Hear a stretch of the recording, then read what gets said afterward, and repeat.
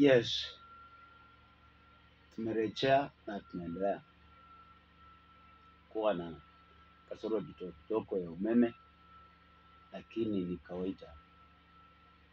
So maandiko yanatuambia ya kwamba wakati huyu jamaa anakuwa na kiburi, ilikuwa neno la Mungu linakamilika alilomwambia Ahia Mshiloni ya kwamba Yeroboamu atatawala. Lakini Rehoboamu mwenyewe hana habari ya kwamba Yeroboamu huyu ambaye anaonekana mnyenyekevu amepepa makabila 10 ambaye anataka kumnyang'anya. Nataka nikwambie mpendwa ya kwamba kuna mambo ambayo utayafanya ukitania unajua, ukitania ni kiburi tu, ukitania wewe ni mkubwa, lakini kumbe mambo hayo ni madhabahu na ni laana. Maneno haya yanafanyika kwa sababu mpendwa, ni laana ambayo imetumwa kwa Rehoboamu, lakini mwenyewe hana habari ya kwamba ni laana. So maneno ya kinywa chako mpendwa, maneno ya kinywa chako ni madhabahu. Kama kuna maneno maovu inatoka ndani ya kinywa chako, inafaa ukaelewe ya kwamba ni madhabahu. Na kama kuna maneno mazuri inatoka ndani yako, inafaa uelewe ni madhabahu mazuri yako ndani yako. Maneno mazuri huwa inaashiria baraka, madhabahu ya baraka.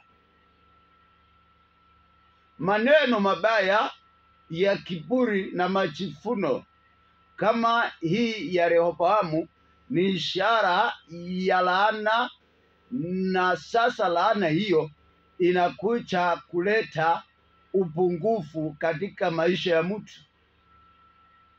Ndio unaona mpendwa, hata katika kijiji chako ukiangalia watu wale wanapenda kuropoka maneno machafu, ni kumaanisha kuna madhabahu mabaya ndani yao.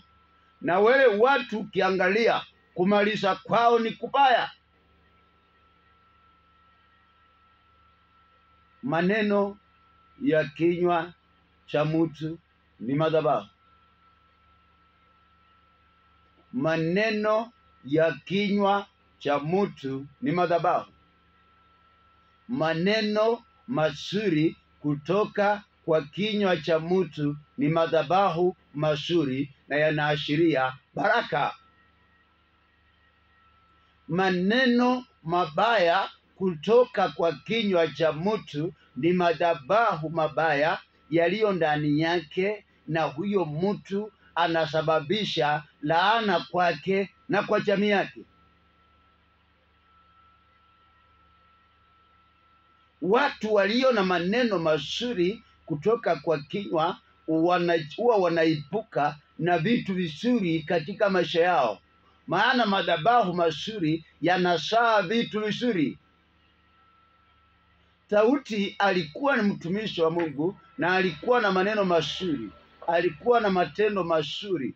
Hata alipotafutwa na adui yake, yeye aliweza kumsamehe. Mungu hata akachukua adui yake siku moja akamweka kwa mikono yake, lakini Daudi anasema siwezi kumuua mpakwa mafuta wa Mungu. Anasema juu ya Sauli. Sauli ametoka kumtafuta, lakini Daudi anasema ya kwamba siwezi kumuua mpakwa mafuta wa Mungu. Ni kwa sababu ya nini? Alikuwa na madhabahu mazuri ndani yake, na hivyo akakuja akaweza kuibuka na vitu vizuri katika maisha yake. Wapendwa, ili ukaweze kukuwa mtu wa kubalika ambaye utaibuka, utajibua vitu vizuri, ni lazima ukaweze kukubali ya kwamba kinywa chako kikaweze kutawaliwa na maneno mazuri.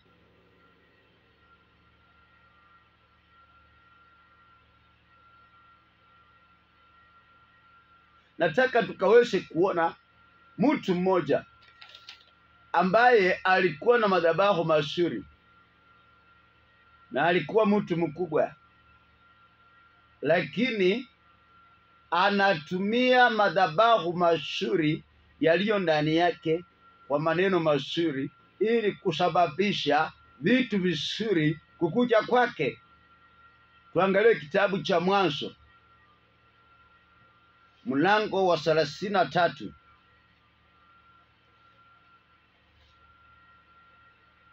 Mwanzo 33. Mwanzo 33, tuangalie kuanzia mstari ule wa 8. Akasema, kundi hili lote nilolikuta maana yake ni nini? Akasema, kunipatia kibali machoni pa bwana wangu. Huyu ni Esau. Esau anakutana na Yakobo.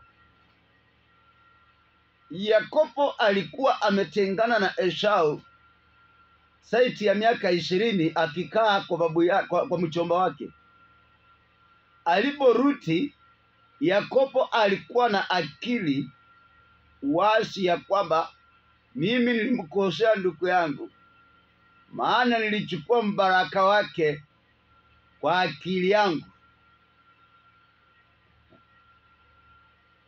Anajua wazi ya kwamba alichukua mbaraka wa Esau, naye anarudi kwa nchi ambayo Esau ako kwa nchi yao ambayo aliacha Esau. Naye akaambia watumishi wake, tangulia na kundi hayo wanyama, kondoo na ng'ombe. Akasema, enda mkutane na mtumishi na ndugu yangu na bwana wangu Esau. Atakapo waulisha maana yake nini kundi hili lote, mwambie ya kwamba kundi hii ni zawadi ya bwana wangu mtumishi wako Yakobo, ndiye ametupea ya kwamba tukuletee. Hii ni zawadi yako. Wakati Esau anakutana na Yakobo, anauliza Yakobo, maana yake nini? Maana yake nini kundi kubwa hili la wanyama? Yakobo anamwambia Esau, anasema, kunipatia kibali machoni pa bwana wangu. Kundi hili ni kunipatia kibali mbele ya bwana wangu. Wapendwa, huyu mtu anayesema ya kwamba inipatie kibali mbele ya bwana wangu, inafaa uelewe ya kwamba huyu Yakobo ndiye sasa katika ulimwengu wa kiroho yeye ni firstborn,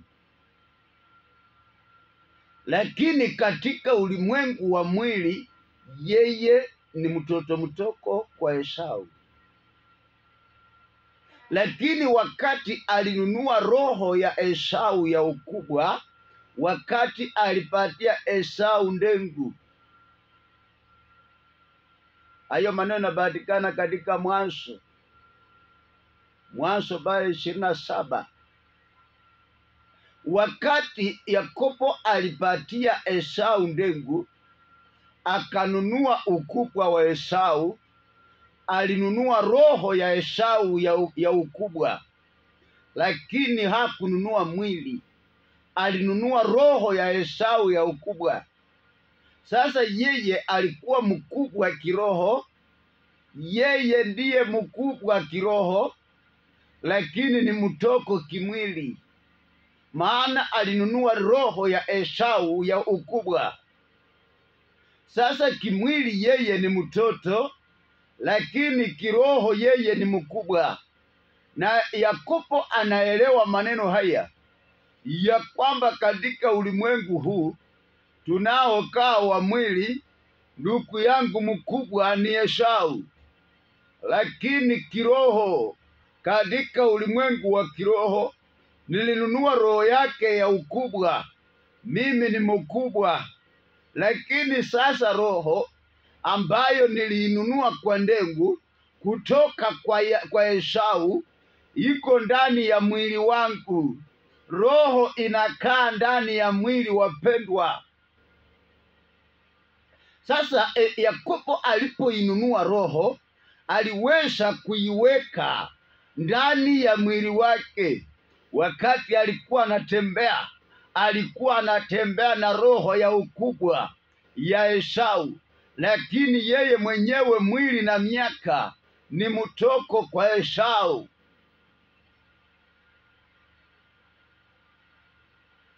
Na sasa alikuwa anajua kwamba anapoenda kukutana na Esau, Esau hawezi kuua roho, lakini anaua mwili.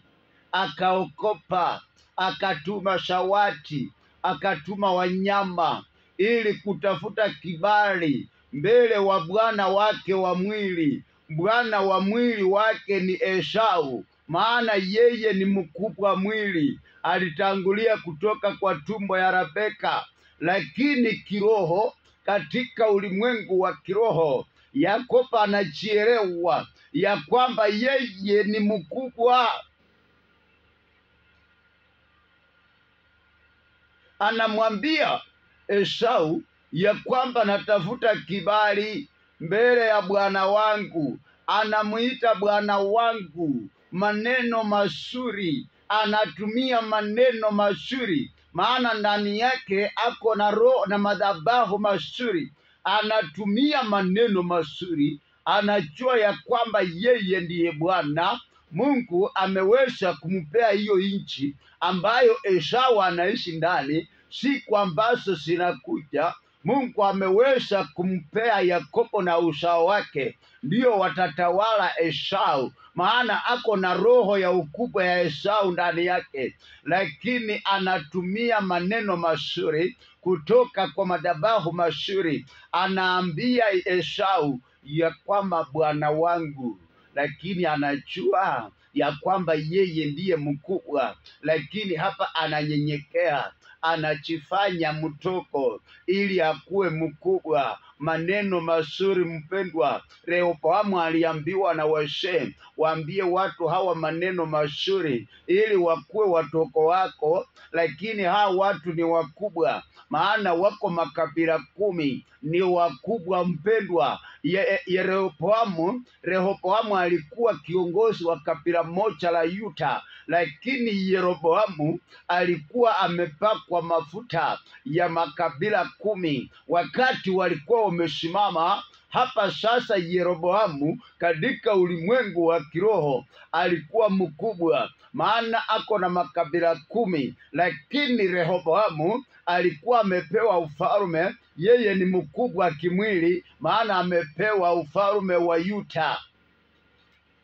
Lakini kwa sababu walikuwa wamenyang'anywa, madhabahu yameharibika, hakuweza kukuwa na chanzo cha madhabahu mazuri, yalikuwa yameharibika na baba yake. Akatumia kiburi, akatumia maneno machafu.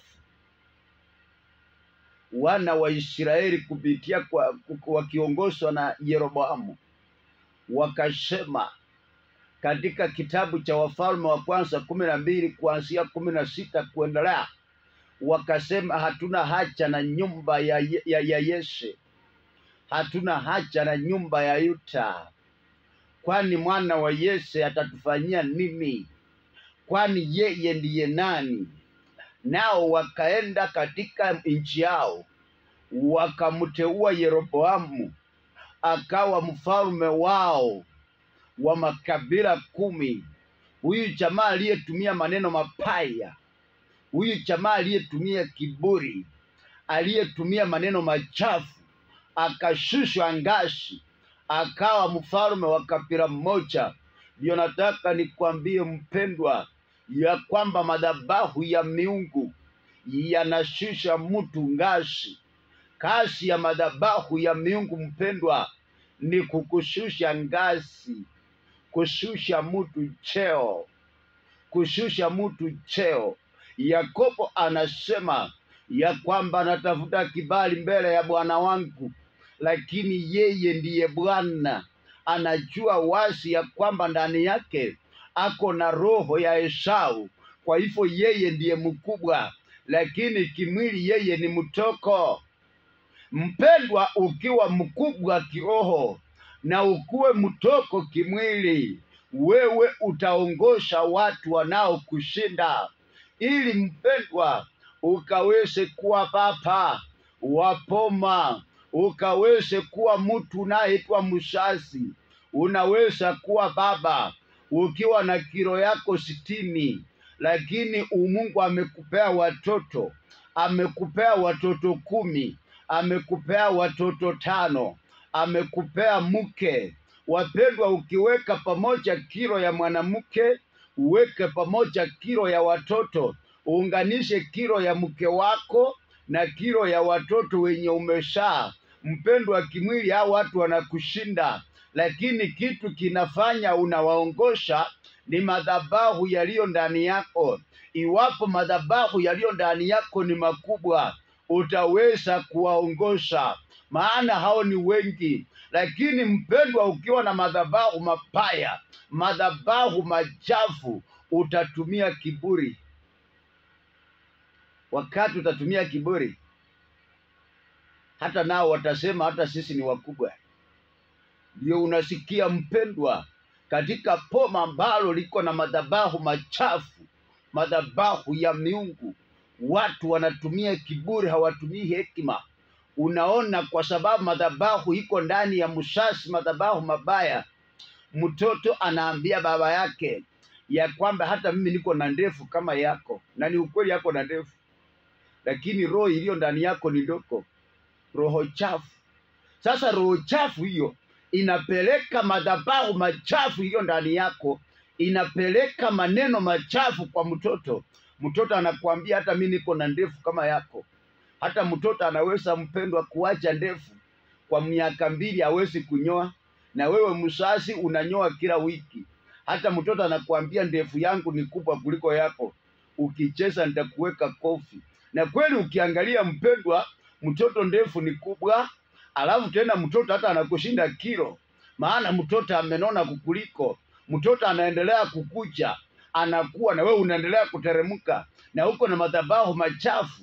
Mpendwa, hata madhabahu machafu yakiwa ndani ya mama, mtoto utaona msichana kwa poma anaambia mama yake, unaniambia nini? Mama akiambia mtoto ya kwamba umeanza kutembea mbaya na unaruti mbaya, unaruti masaa mabaya, masaa ya kuja saa 5 ya usiku, mtoto msichana kwa poma sio mzuri, inatakiwa ubadilishe. Mtoto anamwambia mama, hata mimi niko nami ni mama kama wewe, maana akiangalia kwa kifua, yeye naye ako na matiti kama mama. Anaambia mama, na mimi ni mama kama wewe, maana na yeye penye anatoka mpendwa, anatoka kuonana na kijana huyo ni mwanaume kama baba yake. Sasa anasema mimi nami ni mama kama wewe, niko na matiti kama wewe. Ni kwa sababu ya nini mpendwa? Chanzo ni madhabahu. Madhabahu yaliyo ndani ni machafu. Madhabahu machafu yako ndani, yanafanya mtoto anatoa maneno machafu. Wapendwa, chanzo cha maneno mazuri ni madhabahu mazuri. Chanzo cha madhabahu mabaya cha maneno mabaya ni madhabahu mabaya. Ndiyo nakwambia, maneno ya kinywa ni madhabahu.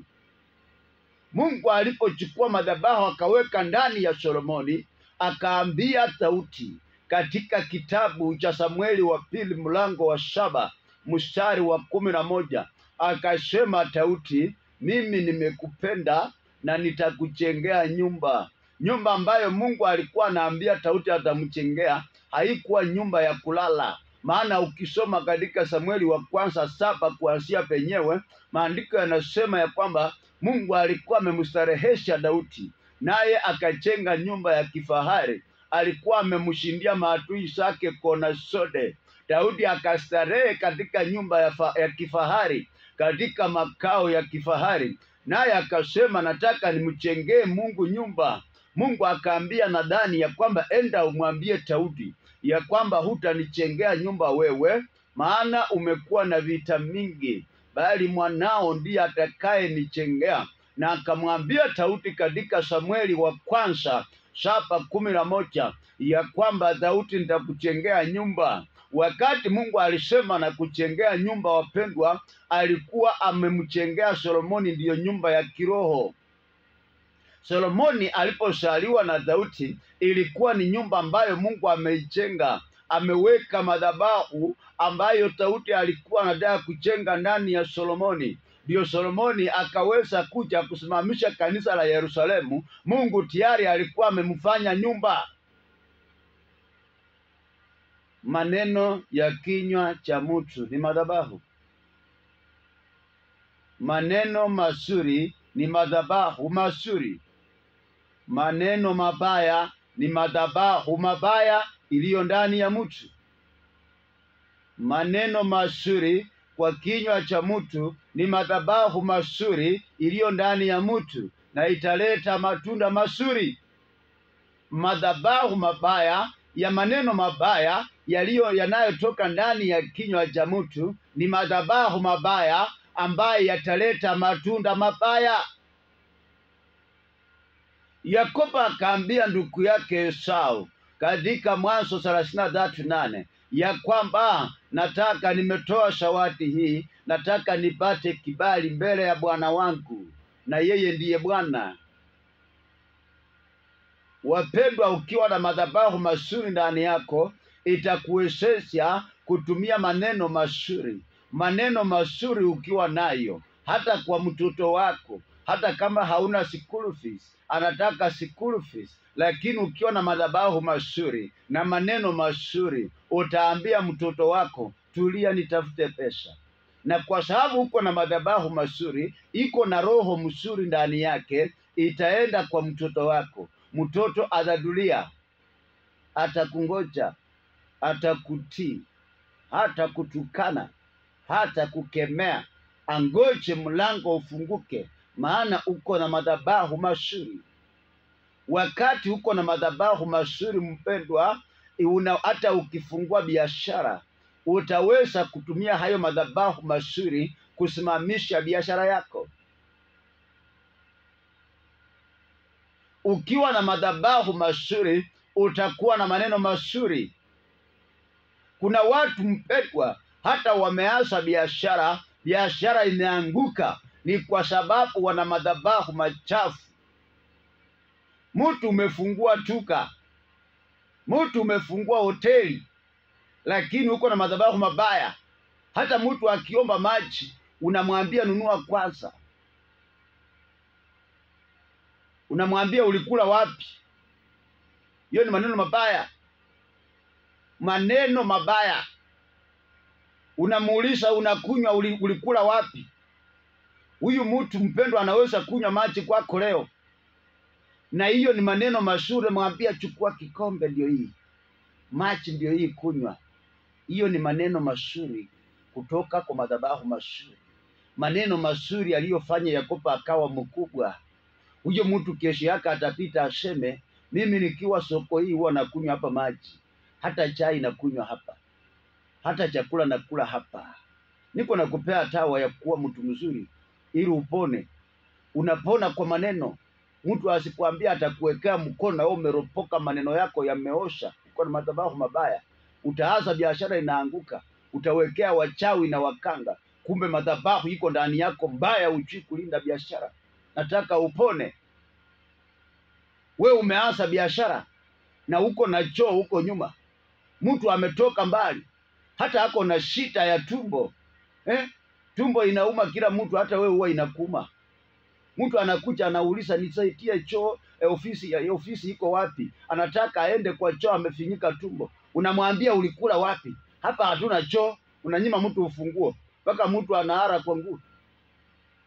Na huyo mtu uko hapo na biashara umefungua. wewe uko na madhabahu mbaya, uko na roho mbaya ndani yako, hautaenda. Na umezaa watoto, we unajua mtoto wako atafanya biashara wapi? Mtoto wako acha kubwa itampata Nairobi, acha kubwa itapata mtoto wako Mombasa, acha kubwa itapata mtoto wako Uganda. Wewe ni mfanyabiashara, umezaa watoto. Wakati unapea mtoto mtu ufunguo aende kwa choo ajisaidie, hata kama achakula hapo, hata kama achawahi kula hapo siku nyingine, huyo mtu kesho yake hata akiwa na wakeni atasema twende hapa, hapa ni mzuri. Anasema ni mzuri kwa sababu ulimpea ufunguo akaenda kwa choo. Hiyo siku ataleta wakeni hapo, siku yako ya biashara itakuwa mzuri. Wakati choo itashinda mtoto wako, tumbo itamkasa mtoto wako, atataka kuara mbali, atakimbia kule kwa nyumba ya watu. Atakapoenda, Mungu atakumbuka vile ulipeana ufunguo, mtoto wako au mchukuu yako ataweza kupata kibali mbele, maana ulipanda. Lakini unasemanga tu kulikula wapi? Unakulanga wapi? Mtu anakuomba hata maji kwa tuka, huko na maji, unasema sina maji, na mwenyewe unakunya ingine inaosha, unaenda kumwaka. Wewe unapanda rohani. Mtoto wako ataanza biashara mbali, mtoto wako ataanza biashara ya kutembesha, hata atembeshe mahali, hata anafanya nini. Wewe unajua mtoto wako atafanya kazi gani? Tunaombea watoto wapate baraka, wapate neema ya vipawa. Mungu anaweza kufanya mtoto wako hata aanze kutembesha masimu, hata aanze kutembesha manguo, hata afanye nini. Utajua tumbo yake itaharibika akiwa wapi. Mungu anataka upande, amekuletea hiyo ni mbegu. Wakati Mungu anakuletea hapo mtu huyu akuombe ufunguo, akuombe maji, analeta mbegu, anataka upande kwa sababu ya mtoto wako. Lakini kwa sababu madhabahu imeharibika, huko unapanda kama Solomoni alipanda mbaya, hakujua mtoto wake atafuna mbaya. Ona mtoto wake anafuna nini? Majifuno. Anasema kitole yangu kitoko ni kinene kuliko kiuno ya baba yangu. Uchinga, kiburi, uchafu wa madhabahu. Wewe uko na pesa hapo kwa mfuko, niko na wapea tawa. Mimi mfanya biashara, mimi mhubiri, imenisaidia kuishi. Kwetu hakufanya biashara, nilipata kwa Mungu. Uko na pesa hapo, mtu anakuja kutafuta change. Mtu hata akanauza ndizi, na mama yake hata aliuza ndizi, wewe ukakula. Mama yake aliuza sukuma ukakula. Mama yake aliuza maziwa ukakula. Sasa mtu haka anauza ndizi, amefika kwa duka yako, Mungu amekuinua, amekupea katuka. Mtu akasimamisha kari, akampea noti ya 200, akasema nipe ndizi ya 50.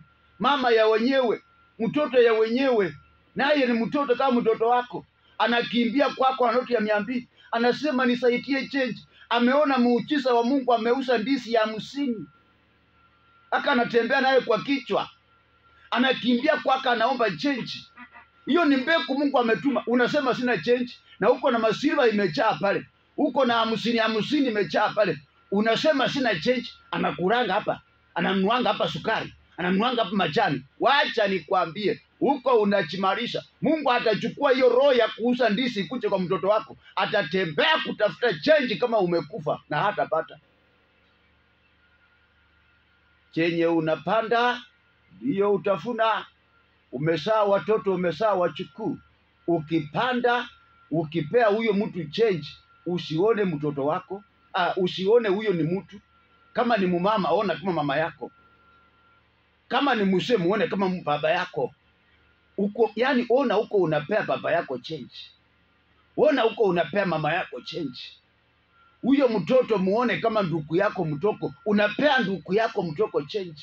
Huyo ako kasichana, kaone kama kasichana kenu katoko, kasichana kenu katoko kako kanauza ndizi, huko unakapea change, huko unapanda.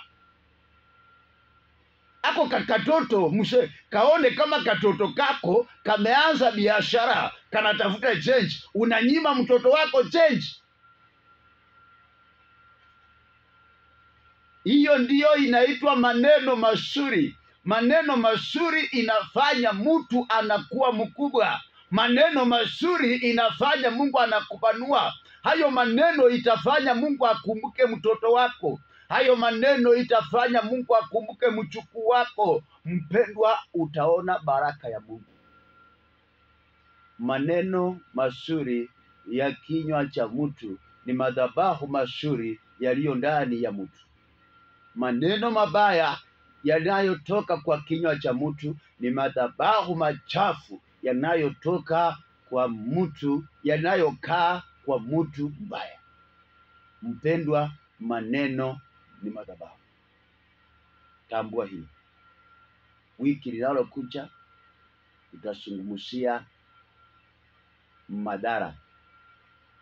madhara saiti ya madhabahu mabaya. Mungu akubariki. Niite Apostle Nicodemus natoka Kimiriri. Kanisa langu ni Neno Linaumba au Word of Creation. Tuko hapo Kimiriri karibu na Risiki Supermarket. Karibu tu ukipita, kama umetokea ukifika tu karibu kwa stage ya Mapota Bale, hata uulize kanisa liko hapa wapi la Word of Creation, ama kama tutakuwa tunafanya service utasikia mitambo yetu inafika mpaka barabarani. Jua ni hapo.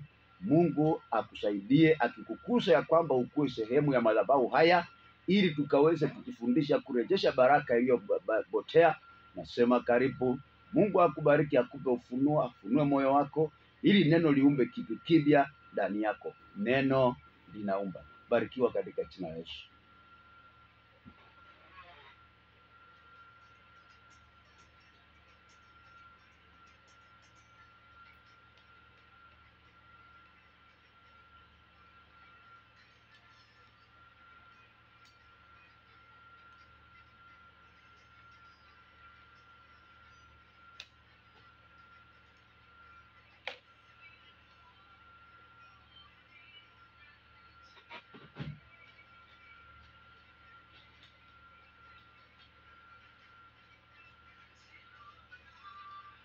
Asante sana Apostle Nicodemus. Dakika mbili zimekatika baada ya saa tatu. Maybe nichukue simu mbili.